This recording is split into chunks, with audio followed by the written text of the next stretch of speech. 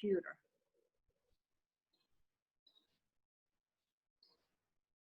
Okay, it says a recording, so I guess we are on. Hi, John. Hi, Annie. How are you today? I'm terrific. Thank you for asking. How are you? It's good to see you. Good, good. Yeah, it's been a while for us to see in person in the office in Evanston, right? Yeah, everywhere in the world. We're in good company. Yes, yeah, it's tough time. But anyway, thank you so much for joining me for our virtual district training for Philippine District 3790. Again, this isn't, the Philippine is the other side of the world, so we cannot join them in the live time. But I guess, you know, this kind of session is really helpful for them. And especially this COVID time, disease prevention and treatment and mother and child health, that's like most important topic in our area of focus. So thank you so much for joining me this time. And you too. I appreciate it. Thank I look you. forward to, yes, thank you. Yeah, so maybe actually a lot of you, it'll be kind of their first time to see you, and even though it's in video. So could you introduce yourself, like who you are, what you do, how long you've been with the Rotary? Sure, thank you. So my name is John Wallen. As you know, the Rotary Foundation now has 7 areas of focus. I'm the area focus manager for our global health portfolio, which includes 2 healthcare portfolios: disease prevention and treatment, and maternal and child health. This is my 8th year in this position. I started up this position, I developed this position out of the Future Vision program. I was hired to set up this portfolio.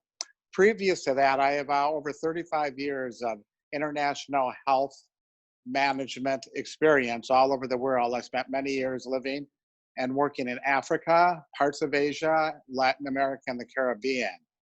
I also was with Rotary International from 1990 to 95 to help launch their Polio Plus program.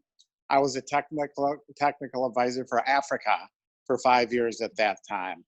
And then I left for 20 years and I came back 8 years ago. And it's great being back with the Foundation and Rotary International in this exciting new area focus world. So nice to meet all you folks. Wow, it's just amazing. And we're so lucky to have you. And you know, District 3790, you know, they also apply several global grants for COVID too. So I'm sure, and they're planning to apply for this year. Again, you know, we keep fighting this COVID-19. Great. So for their global grant, design, planning, you know, the meetings and preparation. So actually I got some questions from them. And I'm gonna share this question with you. Great. All right, so okay, let's see. Can you see my I can, thank you. Good. Loud and clear, yep. Good, yes. So question number 1, please give me a brief key points for COVID-19 projects under disease prevention and childcare. Certainly. The trustees, in response to this unexpected pandemic, has placed COVID-19 funding at the top of Rotary Foundation priorities for funding. So you are encouraged to work with your community health partners and Ministry of Health in developing projects that address both the prevention of COVID-19 and the treatment of COVID-19. As always, with all Rotary Foundation funding in healthcare equipment and personnel, we must work in cooperation with the Ministry of Health, the district health authorities, the local health authorities, or the private sector health authorities. Rotarians must have a cooperating organization for the receiving of all equipment and the stewardship and liability of all investments we make.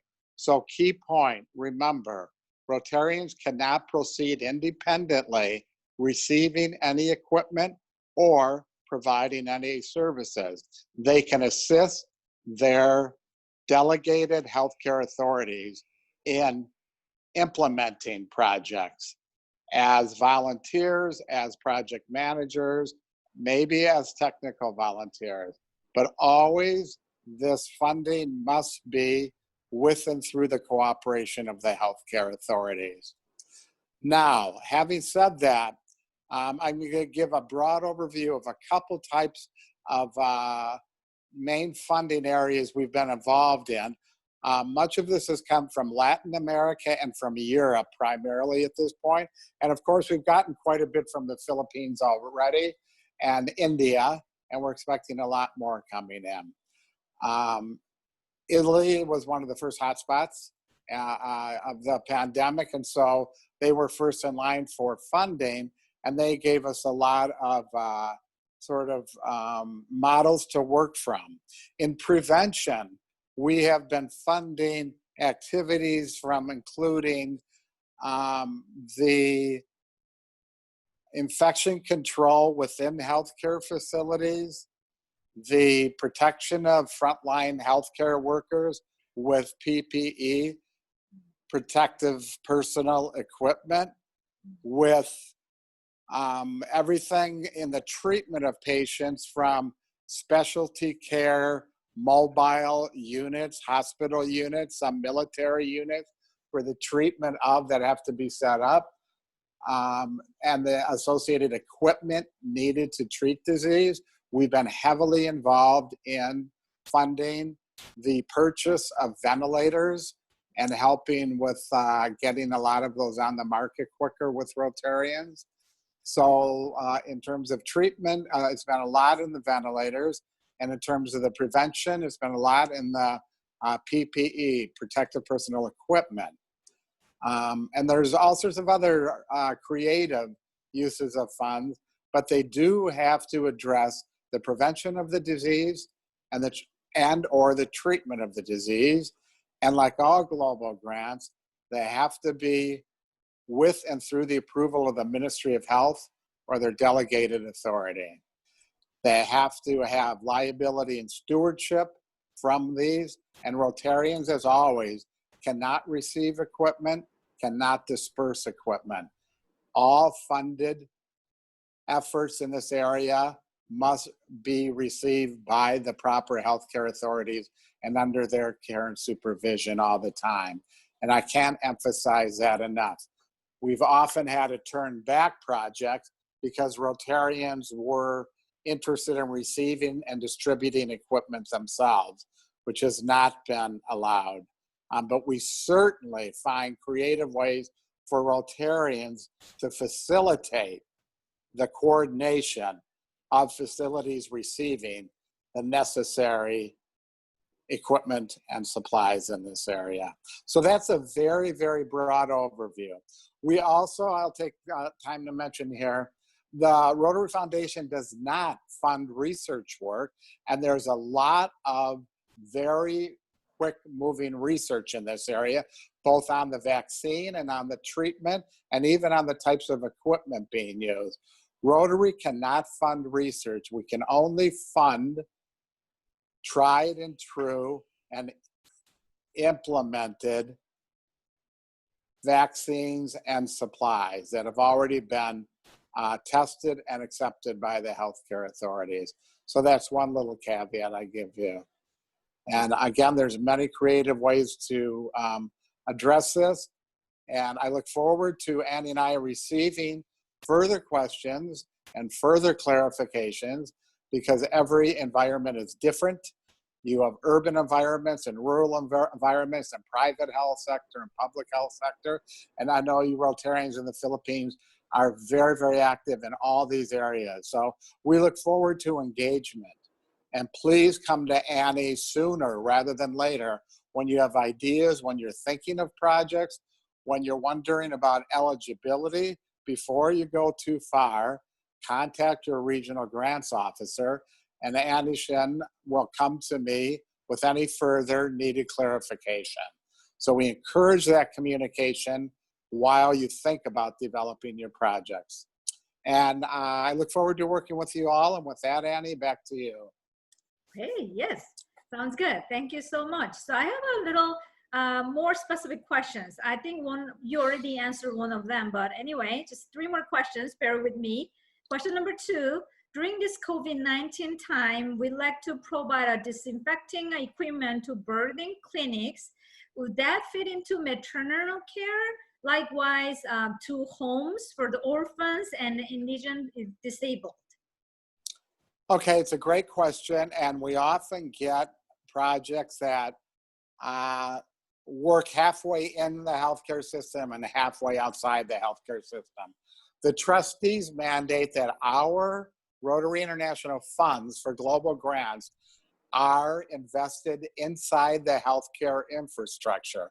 So yes, we can invest in birthing clinics as long as they are part of the healthcare system, operated by professional medical personnel who would receive and operate the equipment and be responsible for it.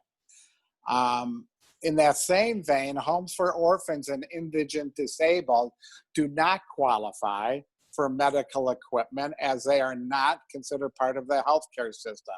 These are social services. These could be community development services. They're absolutely excellent community service opportunities for Rotarians. They're absolutely excellent places for district grants, but our global grants must remain investing within the healthcare infrastructure. I hope that's clear. Yes, yes. Thank you for your clarification. I don't know, to me it's helpful. Question number 3, I think you just answered that. Can we help fellow Rotarians who operate charity dental and medical clinics to be equipped with the PPEs, sanitizers, and disinfectant kits? Sure, I mean, that's an excellent question too, and something to come to your regional grants officer if you have any question. Our code of policy states that Rotarians may never be the beneficiaries of Rotary International, Rotary Foundation funds. In other words, we cannot give funds to Rotarians. These are Rotary funds for Rotary funded projects. So the answer would be no, you cannot help fellow Rotarians who operate these, but yes, you could invest in charity, dental, and medical clinics that need PPE, sanitizers, and disinfectant kits. Those could be eligible, but they need to go through the hospital or clinic board of directors or administration, not through a Rotary volunteer or a fellow Rotarian. If there is a Rotarian involved in the clinic, they have to declare themselves as a potential conflict of interest on the application. So we understand that you're being very, very clear with this. So we absolutely want to support these types of clinics, medical clinics, and we have to make sure that Rotarians are not in any way viewed as recipients of the funds. Is that clear? Yes, yes, thank you so much. I'm pretty sure this kind of information is very helpful for the district and also other districts maybe. I love to share this information. So last question, can we conduct mobile diagnostic facility for testing of COVID-19? The question is, who is we? Of course, if you mean, can our Ministry of Health, can our local health authorities, can our Catholic services, can our Red Cross, can our local healthcare organizations conduct mobile diagnostic facilities? Absolutely, yes. We encourage that. We really encourage investment in that. We see that as critical in prevention of COVID-19. It must be, again, in cooperation and partnership and documentation with the healthcare authority or organization that would be conducting it.